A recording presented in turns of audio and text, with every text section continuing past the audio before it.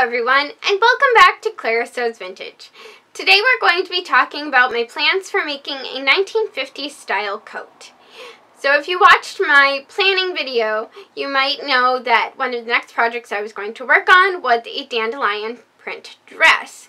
Well, that didn't exactly happen. I caught a cold, and so that put a damper on my sewing plans. I'm almost back to myself now. My voice is still a little bit funny, so if I sound funny in this video, that's why. But also, winter decided to march in, uninvited and rather early for around here. So, it's cold. We've had lows in the teens. It is very chilly, and so I'm definitely feeling the need for some warmer layers. So the dandelion dress has been pushed to the back burner. That's probably going to be more of a spring project now, since it's not blatantly autumnal. And the coat has definitely been pulled to the front burner on my projects list. So that has new importance. I will be working on that more steadily, getting started on it again. I will also be working on the burgundy skirt that I talked about in that video. I have the mock-up almost done, and I will be starting on that anytime. And I'll also be working on the plaid skirt and waistcoat ensemble. I almost have the mock-up done for the waistcoat as well, and then I'll be using a pattern that I've already made quite a bit before for the skirt. So that pattern is all settled as well. So those will be probably the next projects that you'll see here on this channel. Those are the projects I'm planning to work on next. And this coat I'll kind of work on amongst those projects, kind of switch back and forth to make progress on all of it. So today I thought we would take a little bit more in-depth look at my plans for the coat, kind of where I got my inspiration, what my ideas for it are, the materials that I'll be using, and yeah, just kind of a little bit more in-depth look at it. So let's go ahead and take a look at this coat. So the pattern I'll be using for this coat is McCall's 7478. And this is a modern reprint of an actual vintage pattern. The original pattern was from 1956. So I really liked the silhouette. I realized that a lot of the pictures that I was drawn to on Pinterest had this silhouette. And so when I found this pattern, I thought that this would be perfect.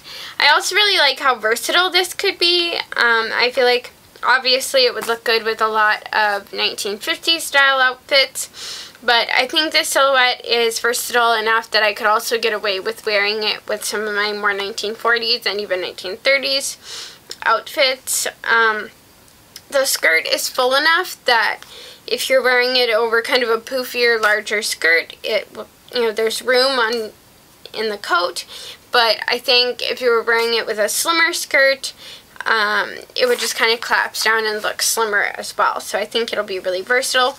I also really liked the shawl collar detail. I think that's really sweet and really cute. And yeah, I just really liked this pattern. I also liked that it was a reprint that I could get. I'm not sure if this is still available for purchase, but I know you could get a copy like on Etsy or eBay being resold. True vintage coat patterns tend to be extremely expensive, and hard to find. So I was really excited to find this reprint. I do enjoy working with actual vintage patterns, but this was definitely a best case scenario for this situation. But yeah, so this is the pattern that I'll be using and kind of the overall style of the coat that I'm going for. The fabric that I'll be using for the main body of the coat is this lovely flannel from the Platitudes collection at Joann's. It's this really pretty like charcoal gray color, and it has kind of a subtle herringbone effect to it. It's just really pretty, and I've used the Platitudes fabrics a couple times before, and I'm just really impressed with the quality, especially for what you pay for them. I think they're a really nice weight, and yeah, I really like this. So this will be really pretty for the outside of the coat. And then I also have this black gabardine that I got from fabric.com. I'm going to be using this for the collar and maybe cuffs on the coat. I haven't decided on the cuffs, but I definitely want to use it for the collar.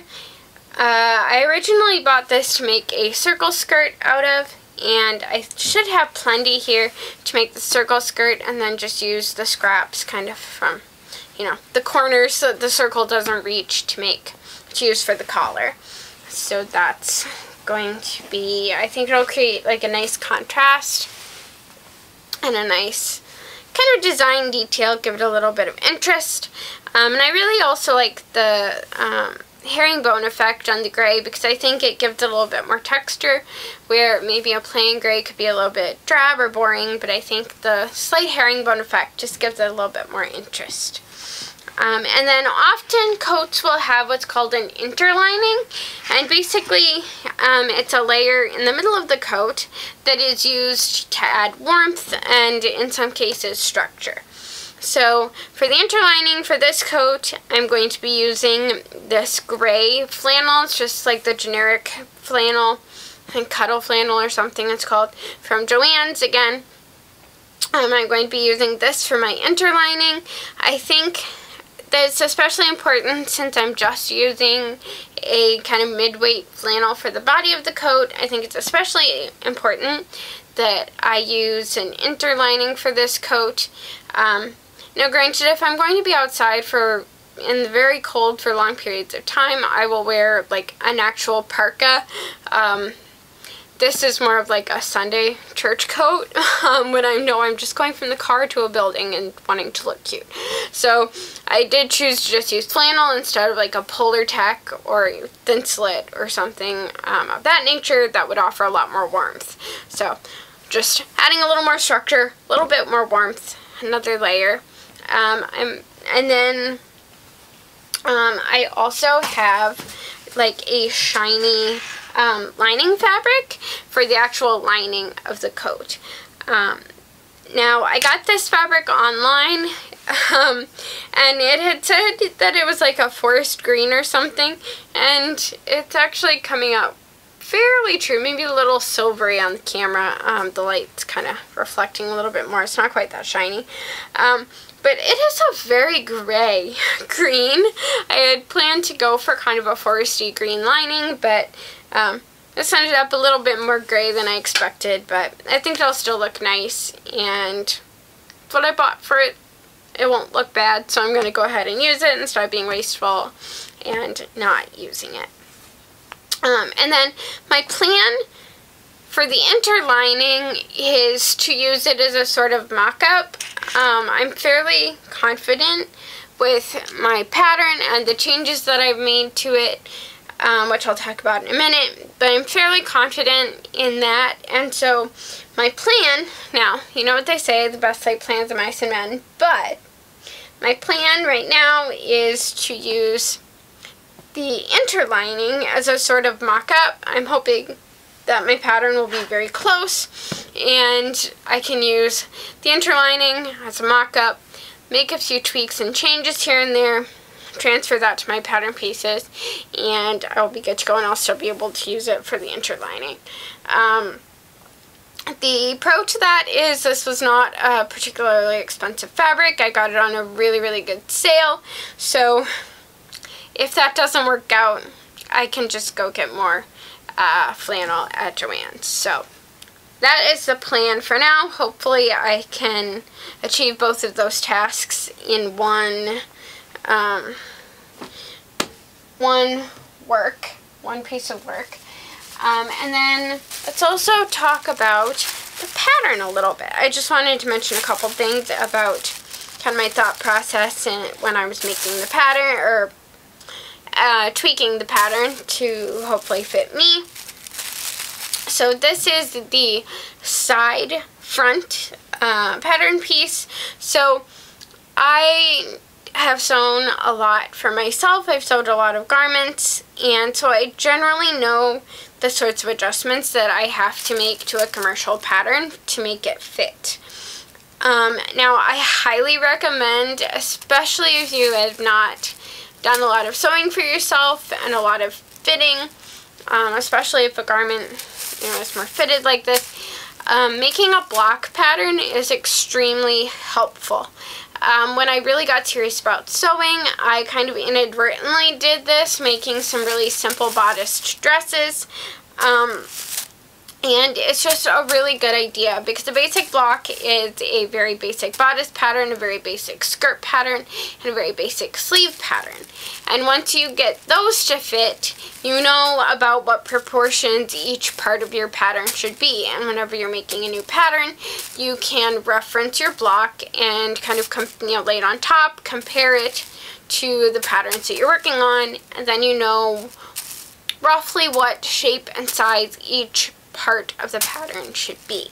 Now Bianca over on the Closet Historian has a really nice video on how to make like a cheater block out of a simple commercial pattern. I will link that video down in the description box below for you to go check it out, because I think that's an extremely good idea. If you're serious about sewing clothes for yourself, make a basic block pattern. So, having said all that, I have sort of done it, but not seriously done it for myself. Maybe we'll visit that in a video later in time. But like I said, Bianca has a really good video, so I might just leave that information to her to relay. But, so as far as this pattern goes, I know that I always have to raise the waist. I'm very short, so I know that the bodices are always too long, so I went ahead and I raised the waistline a little bit. I also know that I'll always have to raise the armhole. Armholes are always way too big, and kind of this general region is always way too long for me. So I always have to shorten it, kind of across the shoulder area. So I went ahead and I made that adjustment. And then I also tend to be very high busted, so I kind of, if you can see here, I kind of this dress has princess seams, so I kind of reshaped the seam. So instead of it going in down here further, I shaped it to come in up a little bit higher, and I raised the fullness, the area of the fullness up a little bit as well. Now this might be a little bit generous, but I did that on purpose because it's a lot easier to take out, or to like take something in, than to let it out. So I purposely gave myself a little bit of extra room, also knowing that I would wear this over clothes. I wanted a little bit extra ease for movement and buttoning and such things. So I also have very narrow shoulders, so I came in here and I made this shoulder section a little bit narrower. Now there will be another section that will sew on like the center front section that will sew on to this side, so I will also narrow that section a little bit to kind of compensate and make the shoulder area a little bit narrower. So those are the basic modifications that I'll be making. I'll also be shortening the overall length of the coat a little bit since I am very short. But that's the biggest things that I'm changing about this. It's really going to be a very not making a lot of changes to it. I want to stay true. I really like the design. So I'm mostly going to stay true to the original pattern. But I hope you enjoyed this video. I hope you enjoyed taking a little bit deeper look into my plans for this coat. Like I said, I will have the burgundy skirt video. The burgundy skirt video probably will be the next video that will be coming on my channel. Probably followed by the waistcoat and plaid skirt. I will be working on this as I work on those, kind of switching back and forth. Hopefully getting this done fairly quickly. I hope it'll come together easily. And of course I will be taking all of you along for the ride. But yeah, so I hope you enjoyed this video. If you did, please give it a thumbs up. And let me know, have you ever made a coat or anything? This will be my first time making a coat. I've, you know, like knitted scarves and things, but this is my first like real winter garment. So let me know, have you ever made a coat? I'm also thinking about maybe attempting to make some gloves. We'll see. That scares me a little bit. I've never really made anything that intricate and small. So we'll see. That's an idea that I have floating around in my head, but we'll see. So let me know. If you ever made a coat, have you ever made gloves? I'd love to hear in the comments below. If you haven't subscribed already, make sure you hit the subscribe button. And don't forget to hit the bell so that you're notified every time I upload a new video. And I'll see you next time. Bye!